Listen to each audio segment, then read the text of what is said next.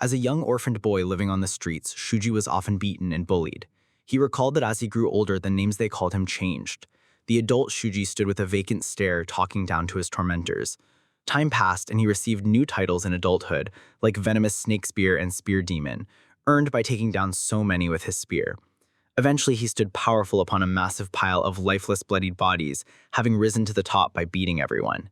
He even earned the grand title of Spear King. As he became older, the only clothes he wore were worn-out rags. He remembered the simple food, just a potato, that sustained his days, finding it sufficient.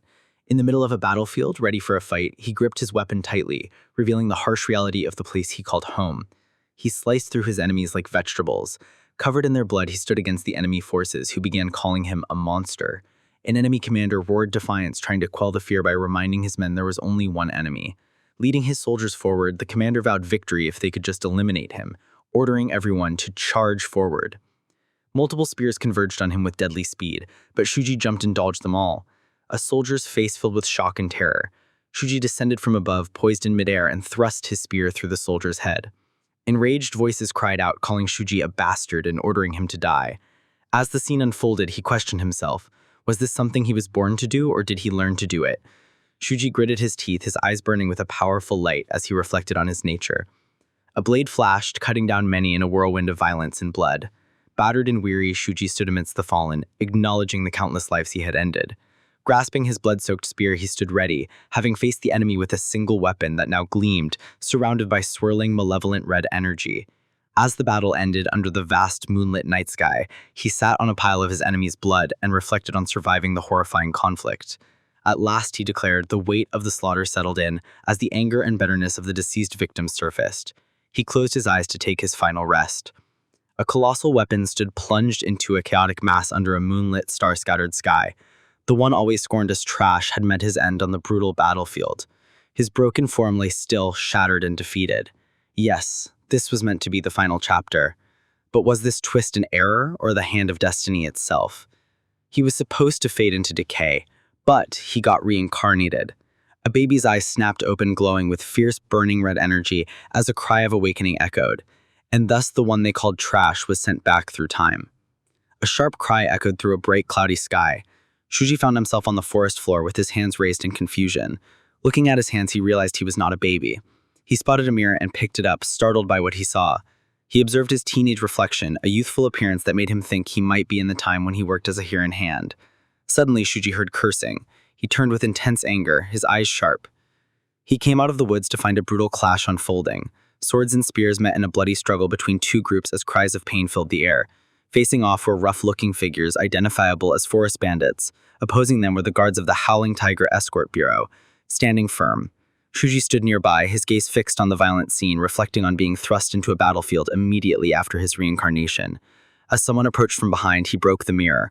A large, muscular bandit confronted him with a fierce, questioning gaze. Without turning back, Shuji assessed the man, wondering if he was the true escort master or just a helper. When he turned, he recognized their affiliation, identifying them as forest bandits. He reflected that these were ruthless scoundrels who preyed on others, but he sensed something more. Looking closer, Shuji observed the bandit's expression, noticing his eyes were trembling and his body was tense with fear. He realized, despite their appearance, most of these attackers were simply inexperienced amateurs.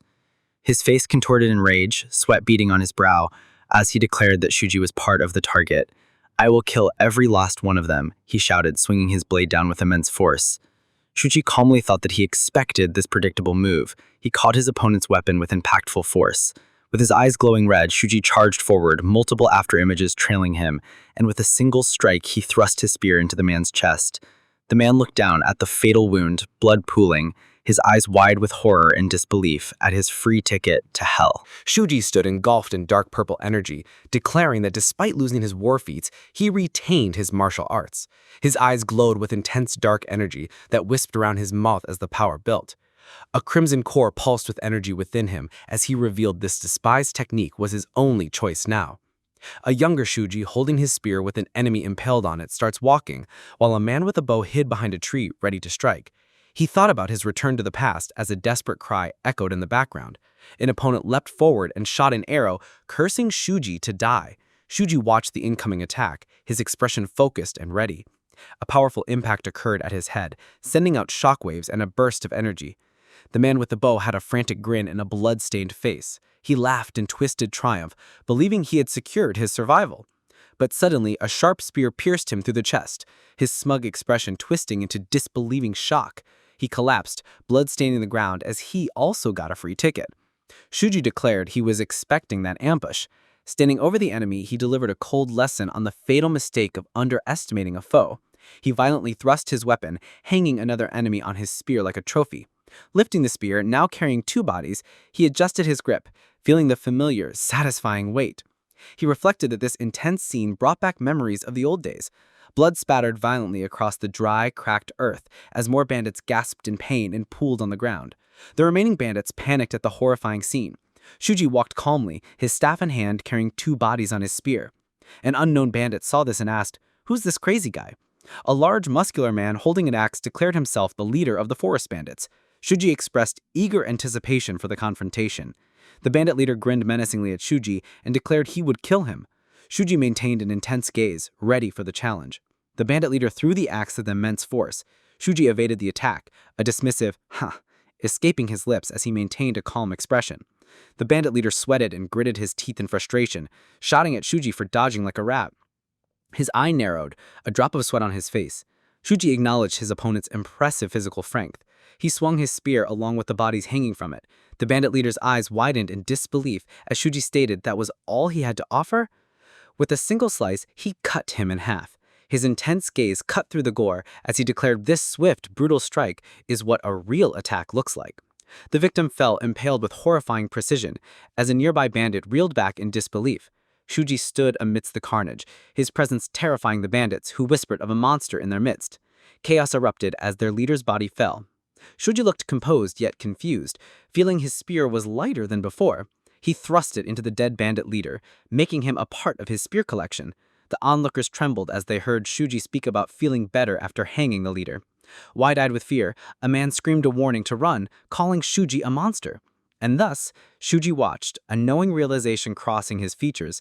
When blood and demon meet on the battlefield, the tri-colored Dongo Mountain Dead bandits were engulfed by dark energy. Covered in blood, Shuji wore a chilling smile, finding satisfaction watching demons coming out of the bodies. The time was rewind 10 years, and on that very mountain, the spear demon had returned.